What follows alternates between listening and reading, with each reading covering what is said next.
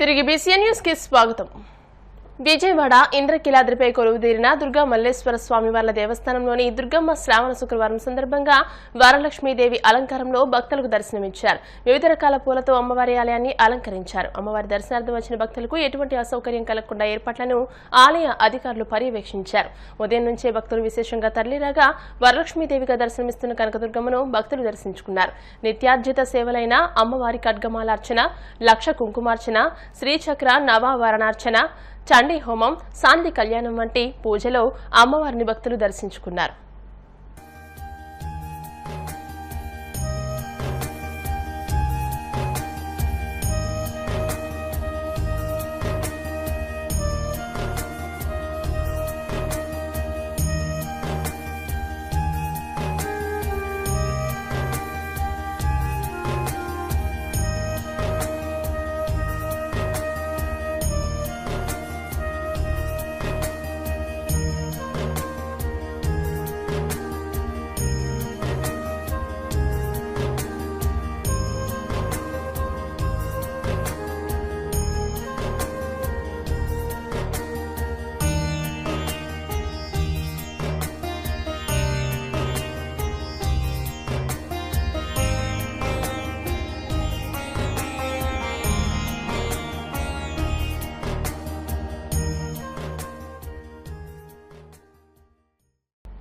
ఉమ్మడి విశాఖ జిల్లాలో ఖాళీ అయిన ఎమ్మెల్సీ స్థానానికి వైసీపీ అభ్యర్థిగా బరిలోకి దిగిన మాజీ మంత్రి బొత్స సత్యనారాయణ ఏకగ్రీవంగా ఎన్నికయ్యారు. ఈ మేరకు విశాఖ కలెక్టర్ కార్యాలయంలో బొత్సకు రిటర్నింగ్ అధికారి ధృవీకరణ పత్రాన్ని అందజేశారు. దీంతో మాజీ మంత్రి, మాజీ ఎమ్మెల్యే కాస్త ఎమ్మెల్సీ బొత్స అయ్యారు. ఏపీ సార్వత్రిక ఎన్నికల తర్వాత జరిగిన మొదటి ఎన్నిక కావడం విశేషం. ఇందులో వైసీపీ గెలవడంతో ఆ పార్టీ శ్రేణులు ఆనందంతో మునిగి తేలుతున్నారు. స్థానిక సంస్థల ఎమ్మెల్సీ ఎన్నికల్లో పర్వం ఈ రోజుతో నాకు ఇప్పుడే జాయింట్ కలెక్టర్ గారు యునానిమస్గా యాక్ట్ అయ్యి సర్టిఫికేట్ ఇప్పుడు ఇవ్వడం జరిగింది. మా అధ్యక్షులు జగన్మోహన్ రెడ్డి గారికి, అలాగే జిల్లాలో ఉన్న అందరు ప్రజాప్రతినిధులు అందరికీ ఇవాళ ఈ కార్యక్రమంలో భాగస్వామి ప్రతి ఒక్కరికి కూడా మరి నేను మనందరికీ నా తాలూకా మరి ఆ కొత్త తెలియజేసుకుంటూ జిల్లాలో ఉన్న అన్ని రాజకీయ పక్షాలు ఉన్న ప్రజాప్రతినిధులు అందరికీ కూడా ఈ నేపథ్యంలో అందరికీ కూడా మరి ఏ విధంగా అయితే ఈ జిల్లాలో దీన్ని చేసుకున్నామో అదే రీతిగా రాబోయే కాలంలో కూడా ఈ జిల్లా అభివృద్ధిలో అందరం కూడా ఒకే బాటగా జిల్లా అభివృద్ధి ధ్యేయంగా అందరూ పనిచేయాలని చేస్తారని ఆశిస్తూ సెలవు. Thank you. రేపు ఇవాళ మంచి రోజు కాబట్టి ఇవాళ అన్ని ఊరుకొని రేపు పొద్దున్న నేను ప్రెస్ మీట్ పెడతాను, అక్కడ అన్ని విషయాలు మాట్లాడతాను. కోనసీమ తిరుమలగా వర్ధిల్లుతున్న వాడపల్లి శ్రీ వెంకటేశ్వర స్వామి ఆలయం భక్తులతో కిటకిటలాడుతోంది. వెంకటేశ్వర స్వామికి ప్రీతికరమైన రోజు శనివారం సందర్భంగా ఆలయంలో ప్రత్యేక పూజలు నిర్వహించారు. ఈ మేరకు ఆలయ చైర్మన్ రుద్రరాజు రమేష్ రాజు, ఆలయ కార్యనిర్వహణాధికారి కిషోర్ కుమార్ భక్తుల కోసం చేసిన ఏర్పాట్లను పర్యవేక్షిస్తున్నారు. స్వామి దర్శనానికి వచ్చిన భక్తులకు ఎలాంటి ఇబ్బందులు తలెత్తకుండా ప్రత్యేక ఏర్పాట్లు చేసినట్టు తెలియజేశారు. భక్తులు అధిక సంఖ్యలో హాజరై స్వామిని దర్శించుకుని మొక్కులు చెల్లించుకున్నారు.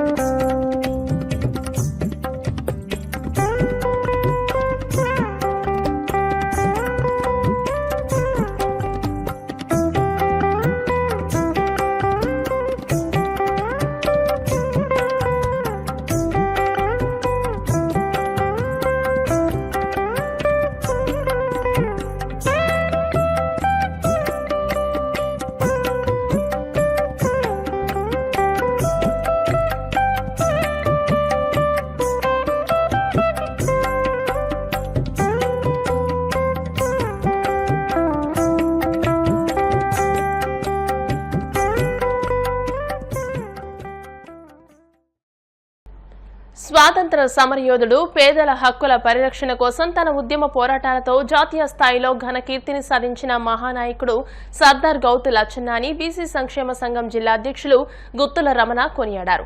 డాక్టర్ సర్దార్ గౌతు లచ్చన్న జయంతి సందర్భంగా కాకినాడలో ఏర్పాటు చేసిన కార్యక్రమంలో గుత్తుల రమణ పాల్గొని గౌతు లచ్చన్న చిత్రపటానికి పూలమాలలు వేసి ఘన నివాళులర్పించారు. ఈ సందర్భంగా ఆయన మాట్లాడుతూ నేటికి బడుగు బలహీన వర్గాల గుండెల్లో చిరస్థాయిగా నిలిచిన వ్యక్తి సర్దార్ గౌతు లచ్చన్న అని, వారి ఆశయాలను ముందుకు నడిపిస్తూ వారి బాటలోనే ప్రతి ఒక్కరూ నడవాలని ఆయన పిలుపునిచ్చారు. ఈ కార్యక్రమంలో బీసీ సంక్షేమ సంఘం మాజీ జిల్లా అధ్యక్షులు విశ్వనాథపల్లి శ్రీనివాసరాజు, ధన్వంతరి నాయి బ్రాహ్మణ సమాఖ్య రాష్ట్ర అధ్యక్షులు సుందరపల్లి గోపాలకృష్ణ, బీసీ నాయకులు జోగరాజు తదితరులు పాల్గొన్నారు. ప్రముఖ స్వాతంత్ర సమరయోధుడు గౌతుల శ్రీ సర్దార్ గౌతు లచ్చన్న గారి ఈ జయంతి రోజు ఆగస్టు 16వ తేదీ. మరి ఆ మహానుభావుని జయంతి వేడుకలు ఆయన గురించి ఎంత చెప్పుకున్నా గౌతు లచ్చన్న గారి గురించి చాలా తక్కువ. నీతి నిజాయితీకి మారుపేరు, మహానుభావుడు, ఆదర్శవంతుడు, ఎన్జీ రంగారావు శిష్యుడిగా ఉంటూ మరి బ్రిటిష్ వాళ్ళతో సహాయ నిరాకరణలో పోరాటం చేసిన మహనీయుడు. ఉమ్మడి మద్రాసు రాష్ట్రానికి ఎమ్మెల్యేగా, తర్వాత ఎంపీగా పనిచేశారు. ఒక టైంలో ఆయనకి ముఖ్యమంత్రిగా వస్తే ఆ పార్టీలోకి వస్తే అవకాశం ఇస్తామన్న సమర్ప్రాయంగా తగ్గించిన ఆదర్శ పురుషుడు. ఈ పుట్టినరోజు వేడుకలు రాష్ట్ర వ్యాప్తంగా, ఆంధ్రప్రదేశ్ రాష్ట్ర వ్యాప్తంగా చేయమని పిలుపునిచ్చి ఆయన కూడా మెయిన్ ఆఫీస్లో ఈరోజు ఉన్నటువంటి జనరేషన్కి కొన్ని విషయాలు తెలియకపోవచ్చు. స్వాతంత్ర సమయంలో ఫ్రీడమ్ మూమెంట్లో వారు భగత్ సింగ్తో కలిసి చాలా ఉద్యమాలు చేశారు. అదేవిధంగా క్విట్ ఇండియా ఉద్యమంలో కూడా ఆయన పార్టిసిపేట్ చేయడం వల్ల ఆ రోజు ఉన్నటువంటి బ్రిటిష్ గవర్నమెంట్ని ఆయన చాలా గడగడలాడించినటువంటి వ్యక్తి. 60% బ్యాక్వర్డ్ క్లాస్ పీపుల్ ఉన్నారని ఈ యొక్క మనోధైర్యం వాళ్ళకి బ్యాక్వర్డ్ క్లాస్ పీపుల్కి ఆ రోజు గౌతు లచ్చన్న గారు ఇచ్చినటువంటి సందేశాలే ఈ రోజు ఉన్నటువంటి బ్యాక్వర్డ్ క్లాస్ ఎవరైతే నాయకులు ఉన్నారో వారందరూ కూడా గౌతు లచ్చన్న గారిని ఆదర్శంగా తీసుకుని పనిచేస్తున్నారు. అటువంటి పోరాట పరిణిమ కలిగినటువంటి నాయకుడు. ఆయన గురించి ఇంకా చాలా విషయాలు మనం నేర్చుకోవాల్సినట్టు ఉంది. కాబట్టి ఇప్పుడు ఉన్నటువంటి జనరేషన్ వారి యొక్క జీవిత చరిత్రను కూడా చదువుకోవాల్సిన అవసరం ఉంది. కాబట్టి ఈరోజు వారి యొక్క జన్మదిన సందర్భంగా వారిని గుర్తు చేసుకుంటూ బీసీ సంక్షేమ సంఘం ఆధ్వర్యంలో కేశవ శంకర్రావు గారు ఇచ్చినటువంటి పిలుపు మేరకు ఇక్కడ ఘనంగా జయంతి ఉత్సవాలు జరుపుకుంటున్నాం. జై హింద్. మాజీ అధ్యక్షుడు శ్రీనివాసరావు గారి ఆధ్వర్యంలో గౌరవాతిథిగా హాజరైన దానివల్ల మిగిలిన బీసీల పెద్దలందరితో పాటు ఈరోజు లచ్చన్న గారి జయంతి ఉత్సవాలు చాలా ఘనంగా జరుపుకోవడం జరిగింది. సర్దార్ గౌతు లచ్చన్న గారి యొక్క జీవిత చరిత్ర గుణపాఠంగా తీసుకుని ఈరోజు ఏదైతే వర్మ గారు చెప్పారో ఆ విధంగా యూత్ ఏదైతే యువకులు ఉన్నారో యువకులు ఆయన మాటలో నడిచి ఈ బీసీ కులాలని కొంచెం ముందు తీసుకెళ్లే ఆవశ్యకత ఎంతైనా ఉంది. అదేవిధంగా గౌతు లచ్చన్న గారి యొక్క జీవిత చరిత్రని ఈ పాఠ్య పుస్తకాల్లో కూడా ఒక పాఠ్య అవకాశం కూడా ఉంది. కాబట్టి ప్రభుత్వం స్పందించి ఇటువంటి నాయకుల యొక్క జీవిత చరిత్రని పాఠ్యాంశాలుగా ఈ ప్రైమరీ స్కూల్స్లో పెట్టాలని చెప్పి మా ఆలోచన. కాబట్టి ఈ విధమైన చర్యలు తీసుకోవాలని ప్రభుత్వాన్ని కూడా కోరుతా ఉన్నాం. అదేవిధంగా వారు నడిచిన మాటలో జయంతో వర్ధంతో చేసుకోవడం కాకుండా ఈ యొక్క దీన్ని మనం ప్రజల్లోకి బాగా తీసుకెళ్ళి బీసీ సంఘాలని బలోపేతం చేయవలసిన అవసరం ఎంత ఉంది. ఈ విధంగా తెలియజేసుకుంటూ నమస్కారం. వార్తలు ముగించే ముందు ముఖ్యాంశాలు మరోసారి. కోల్కతాలో వైద్య విద్యార్థిని హత్యపై కొనసాగుతున్న నిరసనలు, సత్వర న్యాయం కావాలంటూ విశాఖ గడియార స్తంభం వద్ద ఆందోళన. కోనసీమ జిల్లా రామచంద్రపురంలో అన్నా క్యాంటీన్ను ప్రారంభించిన మంత్రి వాసంశెట్టి సుభాష్, మిగిలిన 75 క్యాంటీన్లను త్వరలోనే ప్రారంభిస్తామంటూ స్పష్టం. వరలక్ష్మీదేవి అలంకారంలో విజయవాడ దుర్గమ్మ దర్శనం, అమ్మను దర్శించుకుని తరించిపోయిన భక్తజనం.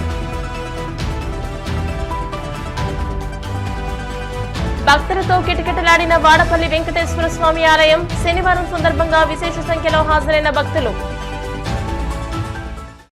ఈ వార్తలు ఇంతటితో సమాప్తం. మరిన్ని వార్తల కోసం BCN digital YouTube channel, Facebook page ని ఫాలో అవ్వండి. అప్డేటెడ్ వార్తల కోసం ప్లీజ్ సబ్స్క్రైబ్.